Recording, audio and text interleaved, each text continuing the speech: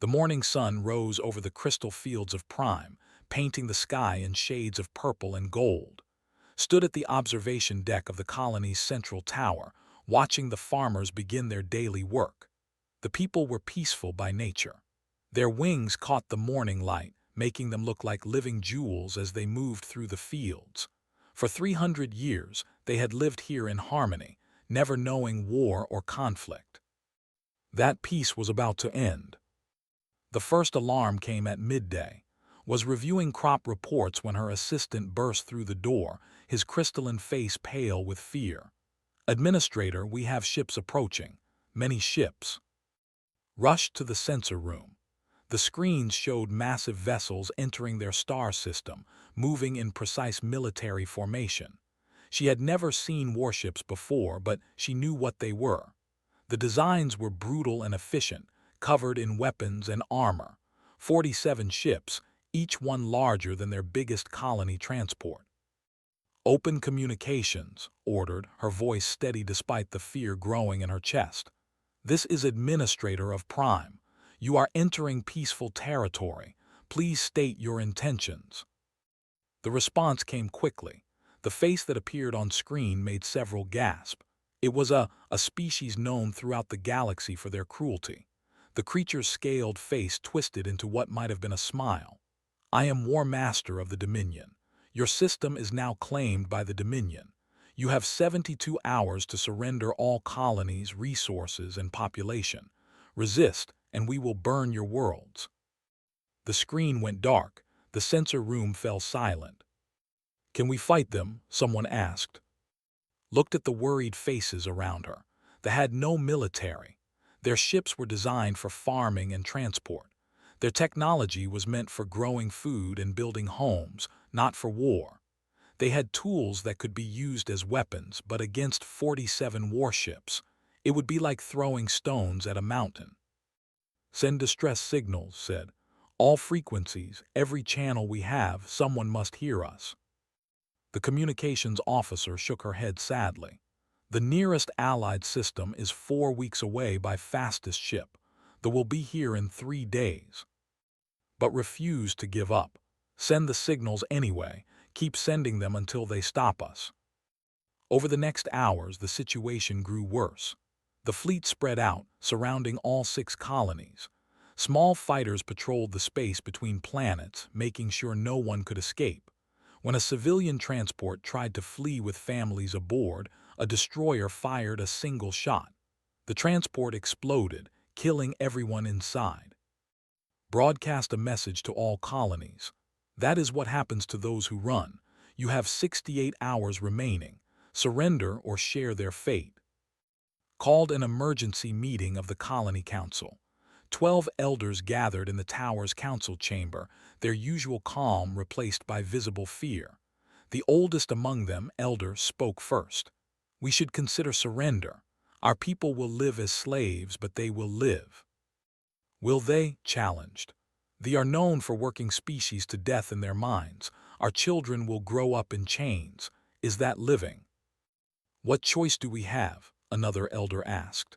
"We cannot fight. We have no weapons, no training, no hope of winning." Moved to the window, looking out at her people. Families were gathering their children. The young were being taken to underground shelters just in case. She saw fear in every face, but also determination. They were peaceful, yes, but they were not weak. "We have the choice to not give up," said firmly. "Keep sending distress signals. Prepare whatever defenses we can. If we must fight with farming tools, then we fight. I will not hand our children to slavers without trying everything." The council agreed, though none believed they would survive. But there were a stubborn people in their own way. If this was their end, they would face it standing. The communications team worked without rest, sending signals across every frequency. The messages were simple and desperate. "This is Prime. We are a peaceful species under attack by the Dominion. Please, anyone who hears this, we need help. We have no military. They will destroy us." The signals traveled through space at the speed of light, reaching out into the vast darkness. Most frequencies were empty. Some were jammed by ships. But one signal, sent on an old emergency channel that few species used anymore, went out into deep space where no one was expected to hear it. On the surface, they prepared as best they could. They moved explosives meant for mining into strategic positions. They organized evacuation routes to the underground shelters, visited each colony, speaking to the people, trying to give them courage she did not feel. "Will someone come?" a young child asked her, holding her mother's hand.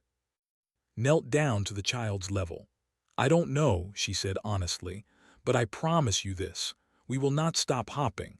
We will not stop calling for help. And we will not stop fighting for our right to live free." The child nodded solemnly, as if she understood more than her years should allow. 48 hours passed, then 60 hours. The fleet tightened its grip on the system. More ships moved into position above each colony, sent another message. 12 hours remain. Prepare for your new lives as property of the Dominion. In the communications room, the officers looked exhausted. They had been sending signals for 3 days straight. "Should we stop?" one asked. "No one is coming." Shook her head. "Keep sending until the last moment someone might hear." The signal continued, weak and desperate, traveling through the empty spaces between stars. It spoke of a peaceful people facing extinction, of a world about to lose its freedom, of a cry for help that seemed to have no answer. But in the darkness of deep space, someone was listening. The distress call reached a ship that should not have been there, crewed by people the galaxy did not yet know, and everything was about to change. Far from the colonies, in a region of space marked on no known maps, the human ship moved through the darkness like a hunting cat. It was a small vessel by military standards, designed for long-range exploration and patrol. On the bridge, Captain sat in his command chair, reviewing survey data from the last 3 systems they had visited. "Captain, I'm picking up something odd," science officer said, her fingers dancing across her console.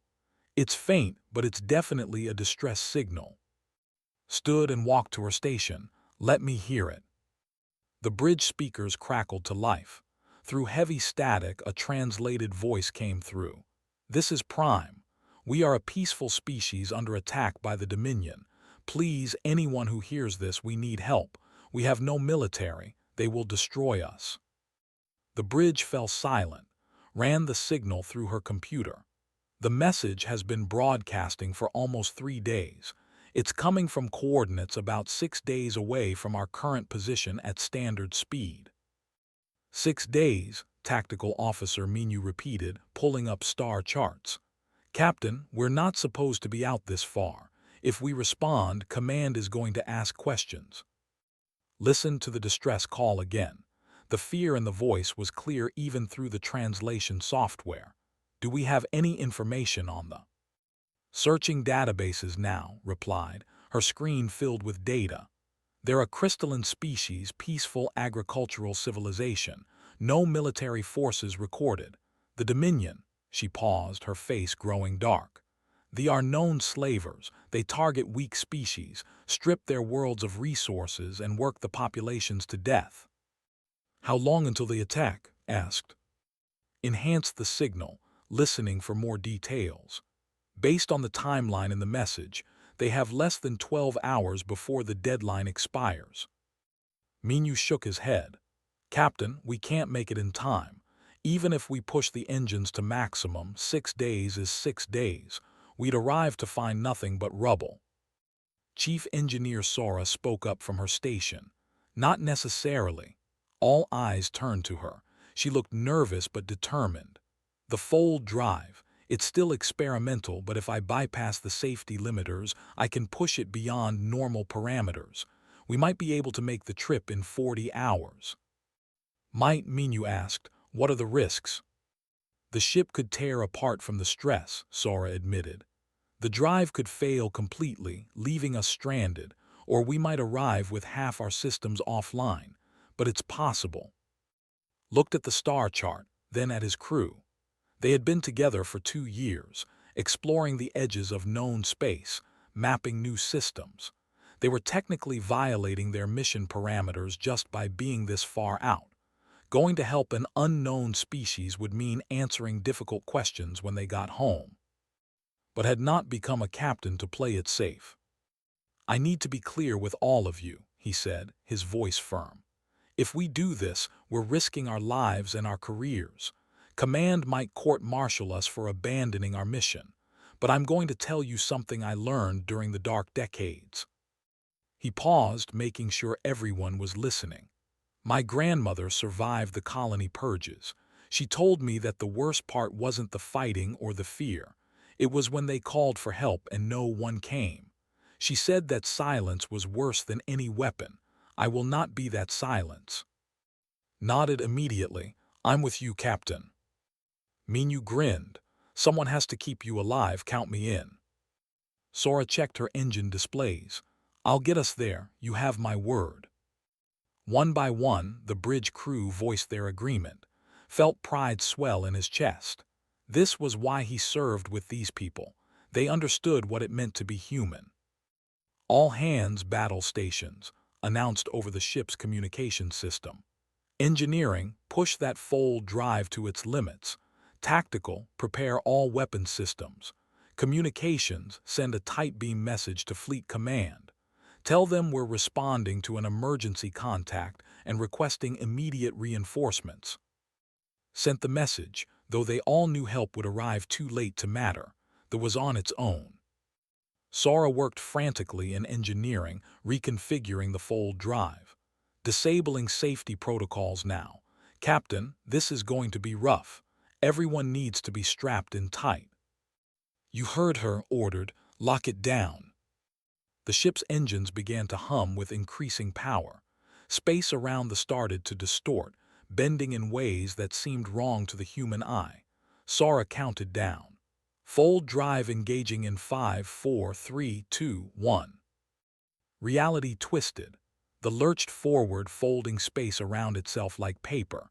The stars stretched into lines, then vanished completely. The ship shook violently. Alarms blared across multiple systems, but they were moving faster than any ship should be able to move. "Time to destination," asked through gritted teeth.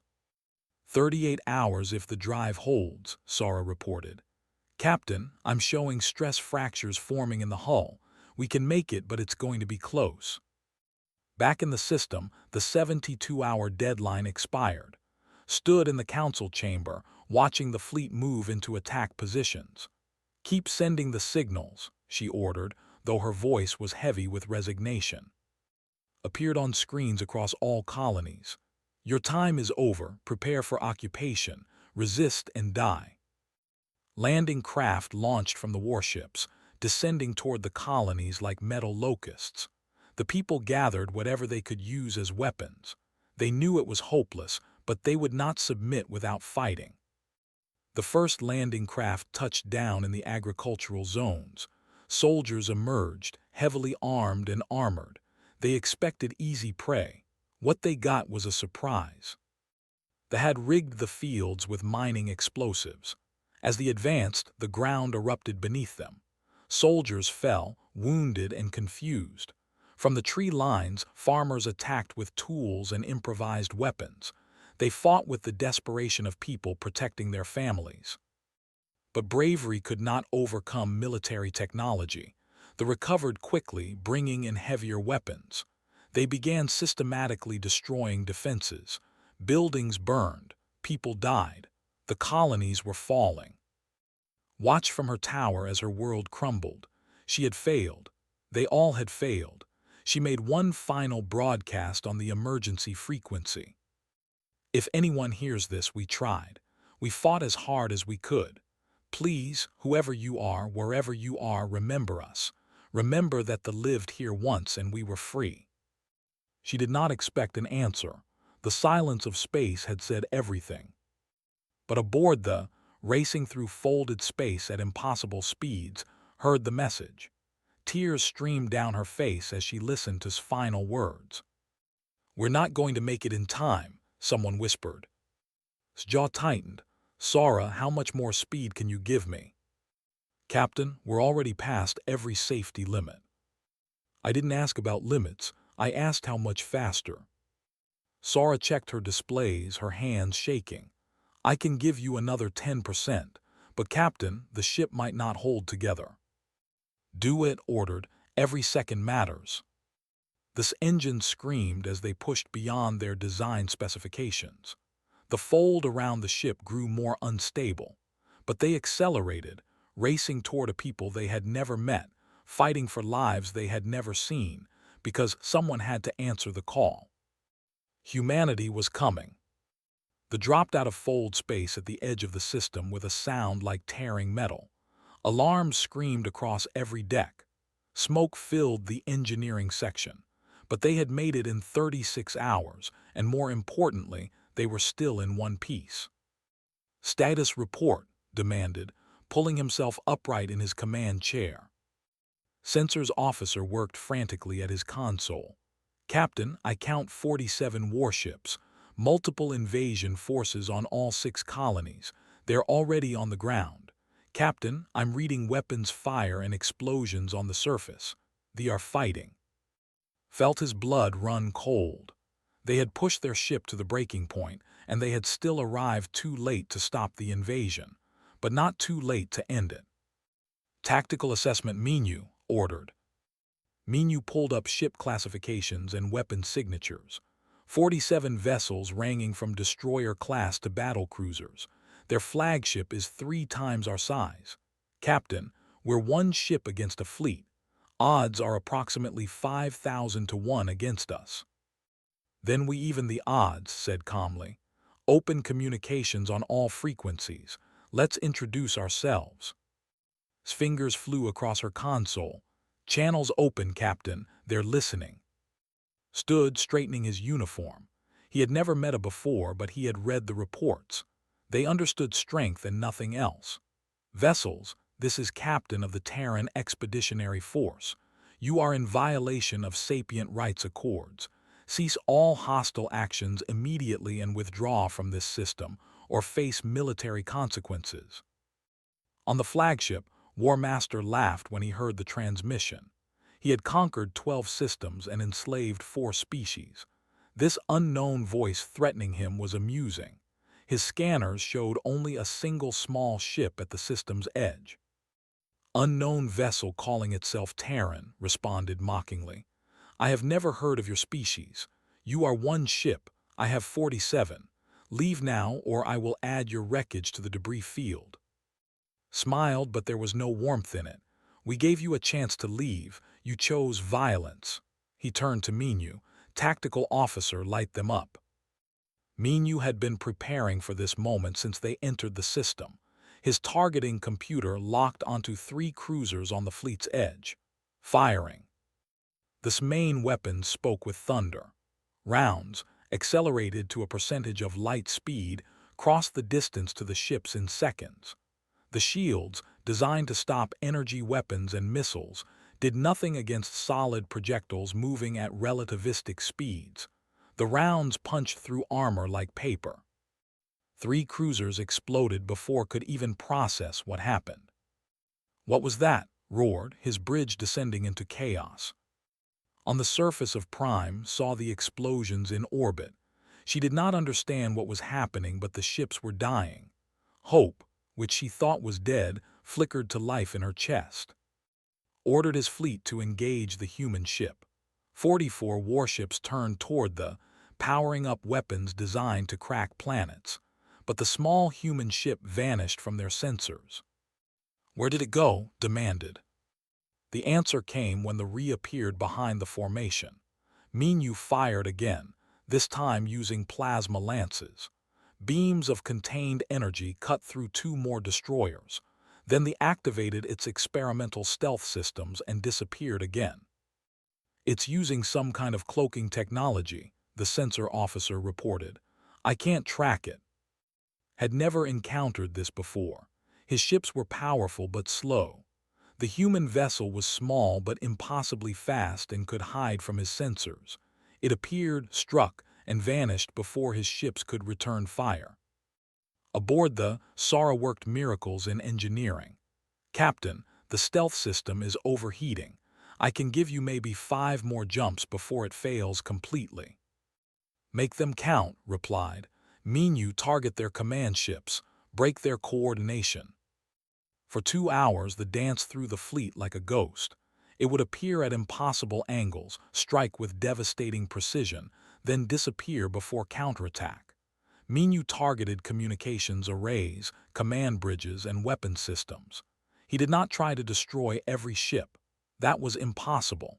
Instead, he crippled their ability to fight as a coordinated force. 12 ships were reduced to debris. Another 15 were damaged and drifting. The proud fleet was descending into chaos as they tried to fight an enemy they could not see or predict. But there was dying. Each jump stressed the hull. Each shot drained their power reserves. Warning lights flashed across every console. Fires burned in 3 sections. Sora fought to keep critical systems online, but there was only so much she could do. "Captain, shields are at 30%, reported. "Hull breaches on decks 4 and 7. The stealth system just burned out. We're visible to their sensors now." Saw the human ship appear on his screens and stay there. "All ships, concentrate fire on those coordinates. Destroy them." Every remaining weapon turned toward the space around the human ship filled with energy beams and missiles. The shields flashed as they absorbed hit after hit. Then they failed. The bridge shook violently as fire struck the hull directly. Consoles exploded. The lights flickered. Minu was thrown from his chair, blood streaming from a cut on his forehead. "Shields gone," reported, her voice tight with controlled fear. "We're taking direct hits to the hull." Pulled himself back into his chair. They had fought well, but one ship could only do so much. He looked at his crew, these people who had followed him into impossible odds without hesitation. "All hands, it's been an honor serving with you." Moved his flagship closer, preparing to deliver the final blow. Brave for such small creatures, but bravery means nothing against superior numbers. He gave the order to fire. Then space itself began to tear open. First one fold space rupture appeared, then another, then 10, then 50. Across the entire system, reality folded as ships dropped out of fold space simultaneously. It was the most coordinated military jump in human history. The first expeditionary fleet had arrived. 200 human warships materialized in perfect formation. At their head flew the flagship Soul's Pride, 3 kilometers of armor and weapons. Smaller destroyers and cruisers spread out in attack formations. Fighter squadrons launched immediately, swarming into space like angry hornets. Admiral stood on her bridge, looking at the tactical display showing the fleet and the battered. "Open communications, all frequencies." Her voice broadcast across the system with absolute authority. "Vessels, this is Admiral of the Human First Expeditionary Fleet. You fired on one of our ships and attacked a species under our protection. I am offering you one chance. Surrender immediately, or we will destroy you." Looked at the wall of human ships on his screens. His tactical computer was flashing red, calculating odds that were no longer in his favor. But he was War Master of the Dominion. He had never surrendered. Pride would not allow it. "All ships engage the humans. Show them what true warriors fight like." It was the last order would ever give. What followed was not a battle. It was an execution. The human fleet moved with precision that spoke of centuries of desperate warfare. Each ship knew exactly where to be, covering others, creating fields of overlapping fire that nothing could survive. Ships tried to fight, but human weapons technology was beyond anything they had encountered, tore through their hulls. Plasma weapons overwhelmed their point defenses. Quantum missiles phased through their shields and exploded inside their reactors. Human fighter pilots flew through the chaos, targeting weapon emplacements and engines. They moved with skill that came from training in the harshest conditions imaginable. They had fought weak species. Humans had learned warfare when extinction was the alternative. In 15 minutes, 20 ships were destroyed. The rest were crippled and drifting. On the ground, the forces saw their fleet dying above them. Before they could retreat, human marine rained from the sky like a metal storm. Drop pods slammed into the ground around positions. Commander emerged from his pod, his powered armor making him look like something from a nightmare. His voice boomed across all frequencies. All forces, you have one chance to surrender. Take it. They chose to fight. They regretted it. Human marines in powered armor moved through the battlefield like demons. Each marine was worth 10 soldiers. Within an hour, every on the surface was either dead or captured. Watching his fleet destroyed made one final desperate move. He ordered his flagship to ram into the largest colony city. If he was going to die, he would take millions with him. Captain, his ship battered but still functional, saw what was planning. Sora, give me everything left in the weapons. Captain, we're running on emergency power. Now Sora. The limped into position, placing itself between his flagship and the colony, activated every weapon they had left. Not today, he whispered, not one more. They fired everything. The flagship, already damaged, exploded in a ball of superheated plasma. Debris rained down harmlessly into the atmosphere. The battle was over.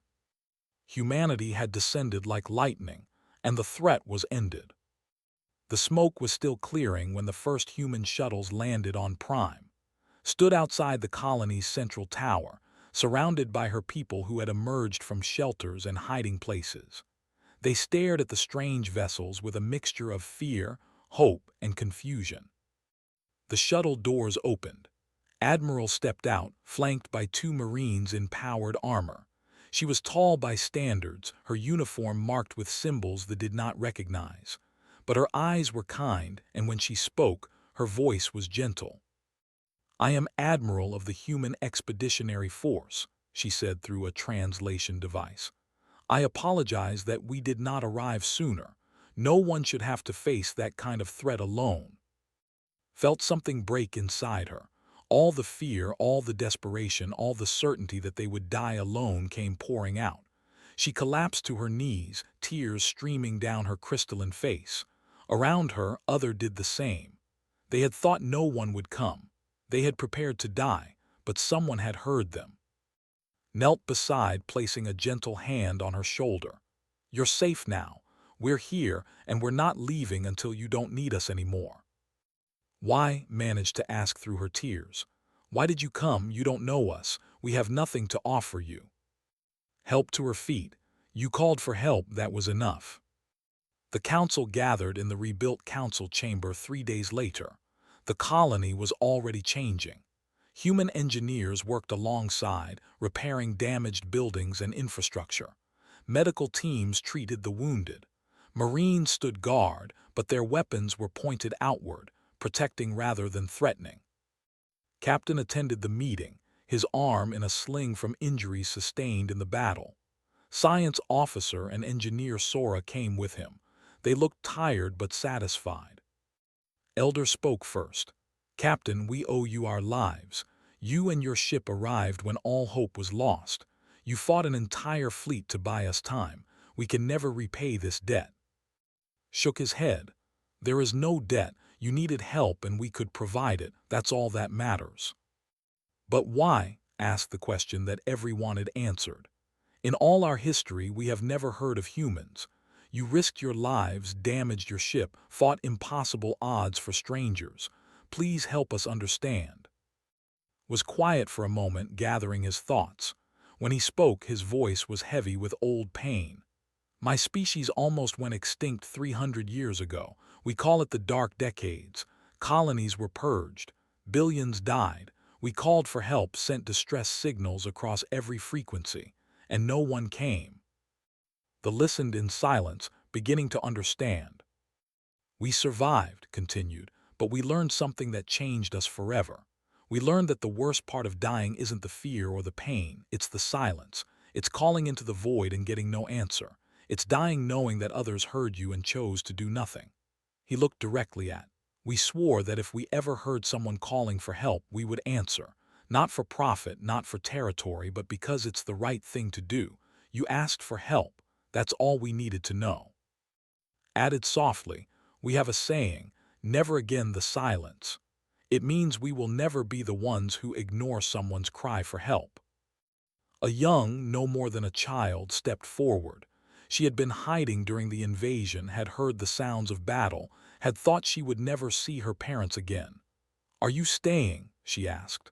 "What if they come back?" Sara knelt down to the child's level. "We're building a defense station in orbit. Human ships will patrol your system, and if they come back," she smiled, "they'll regret it." Admiral explained the plan to the council. "We're not here to conquer or control you. Your people remain independent, but we're offering something we call the Protection Compact. It's a mutual defense agreement. We help protect you, and in return, we ask only for friendship and cooperation." "What kind of cooperation?" Elder asked cautiously. "Knowledge sharing mostly," replied. "You know, agriculture and sustainable living in ways we're still learning. We have military technology and defensive systems. We teach each other, help each other, grow together. But you remain sovereign. Your world is yours." The council debated for hours. Some worried about becoming dependent on human protection.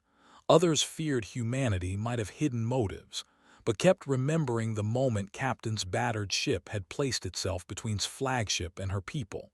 Actions spoke louder than words. The vote was unanimous. They accepted the Protection Compact. News of the battle spread through the galaxy faster than light itself. Species that had never heard of humanity suddenly knew everything. A single human ship had fought a fleet for hours. Then an entire human fleet had arrived and destroyed the forces in minutes. The recordings from the battle were shared on every network. The Galactic Council, a loose organization of older spacefaring species, called an emergency session. Humans were not members. In fact, most council species had thought humans were extinct or primitive. This battle changed everything. "Who are these humans?" one council member asked. "How do they have such advanced technology?"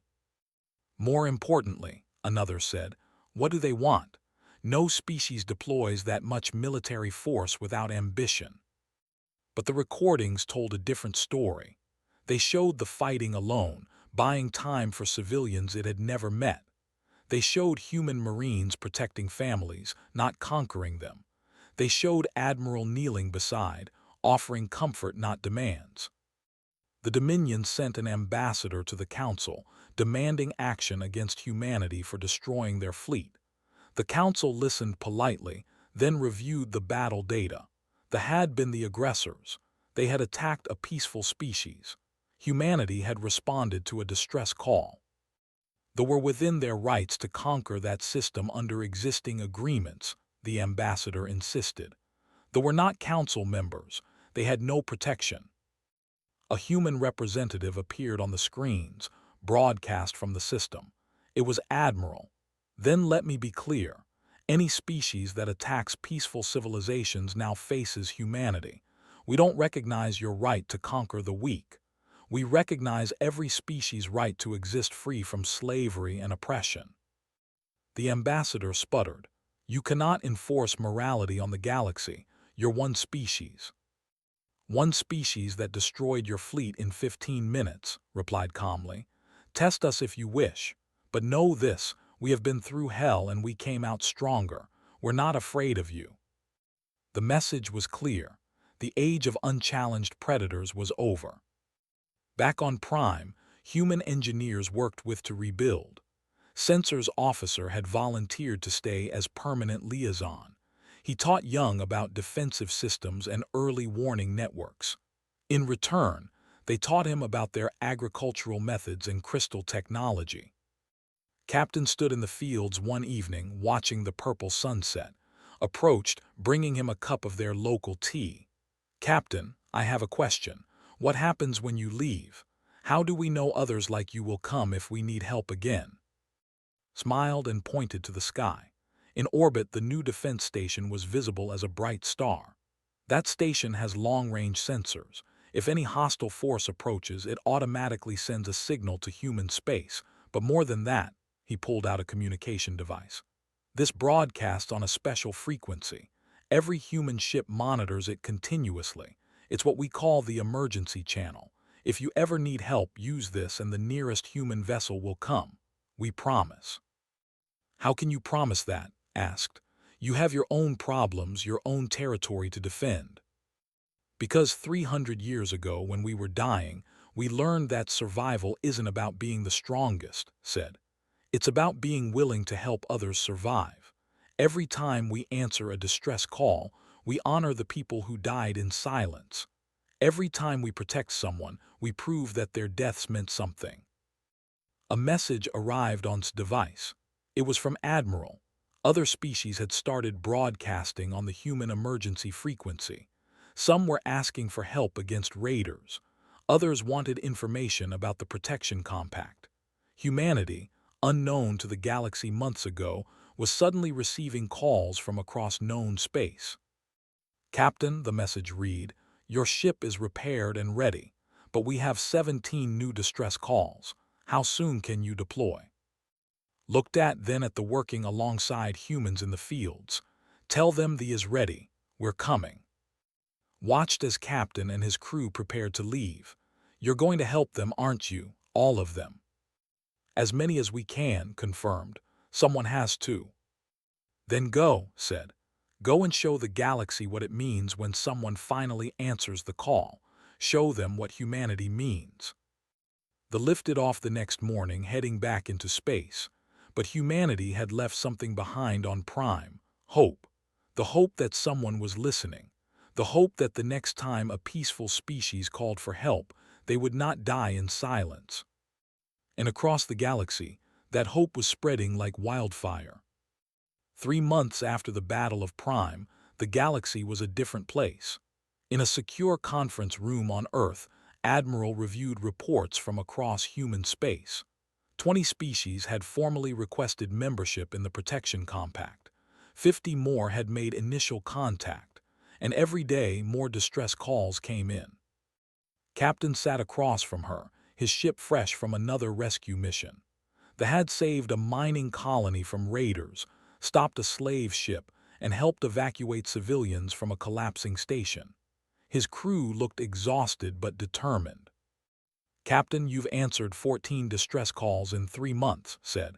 Your crew needs rest.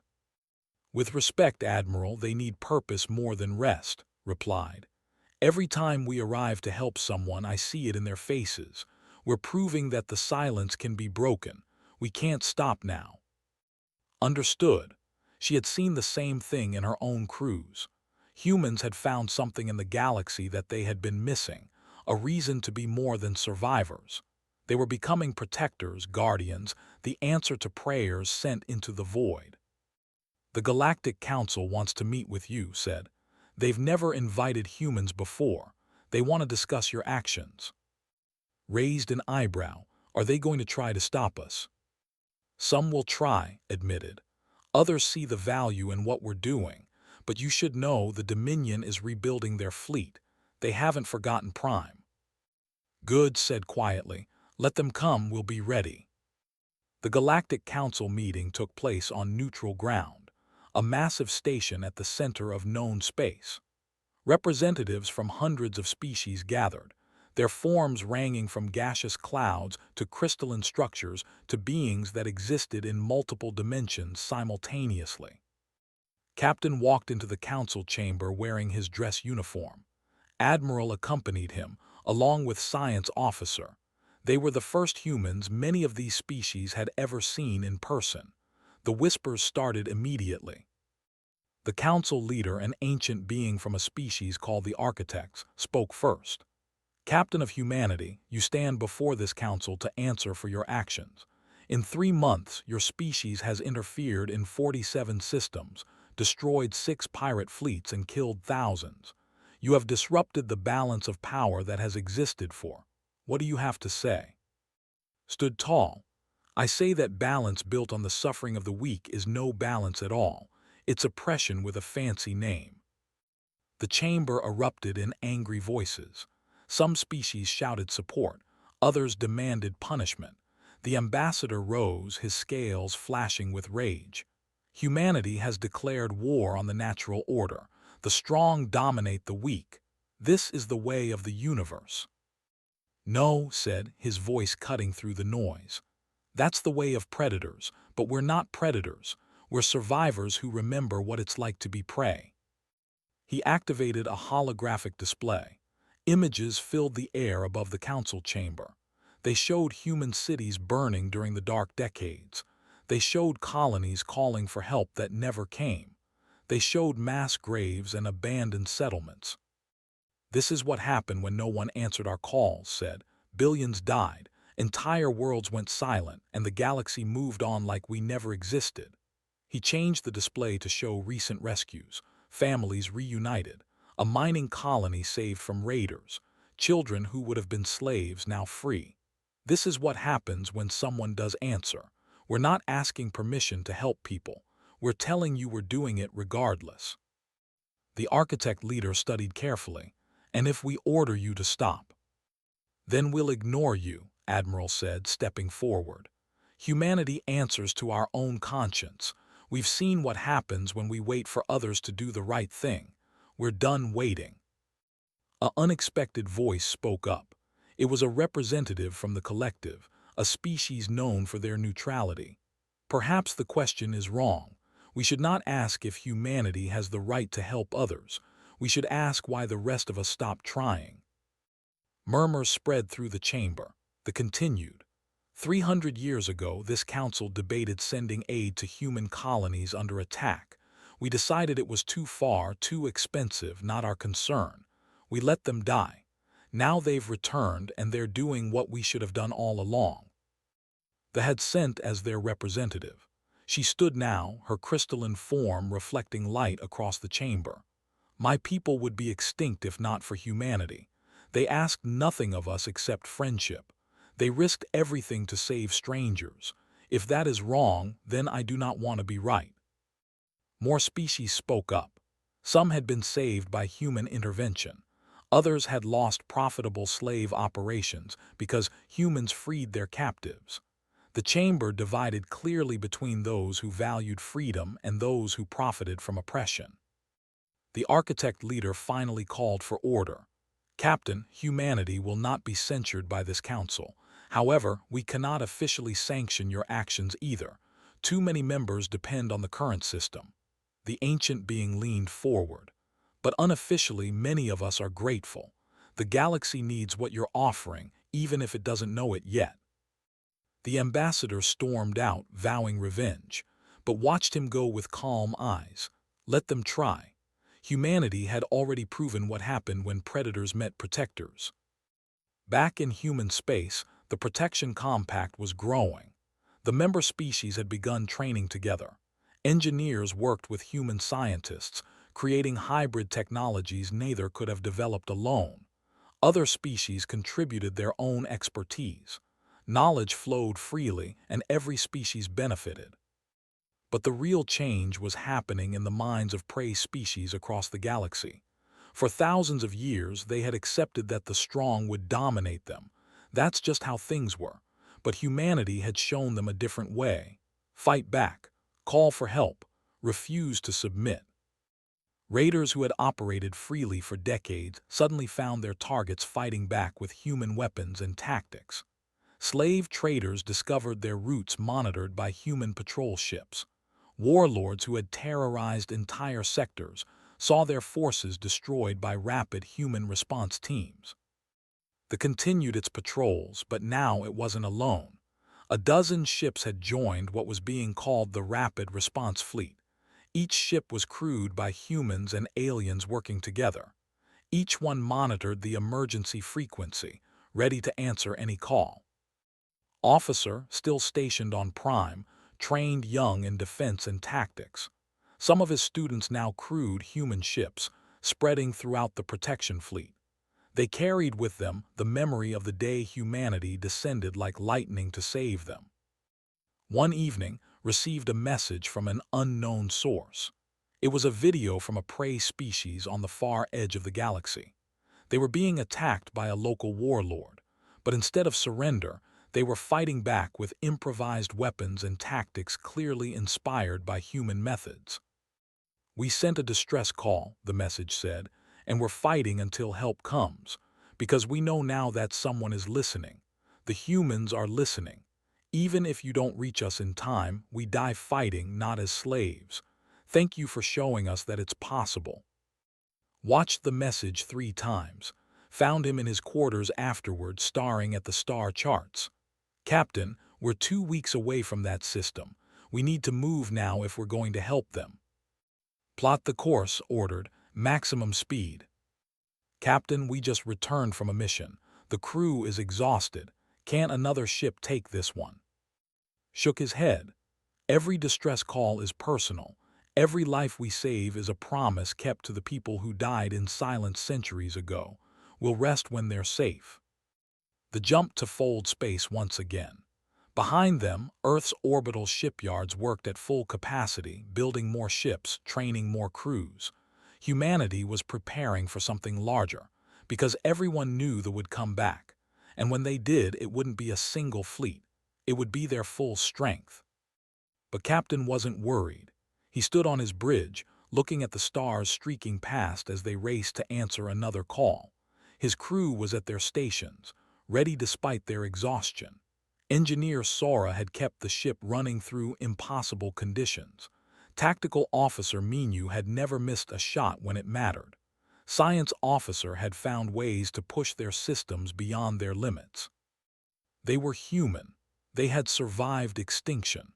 They had crawled up from the ashes of the dark decades, and they had made a promise to the galaxy, whether the galaxy wanted it or not.